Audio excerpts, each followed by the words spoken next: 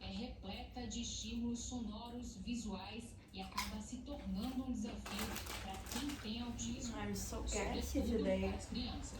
Cada criança com I don't know what happened. e possui as próprias necessidades. I can't stop farting and burping. Precisam identificar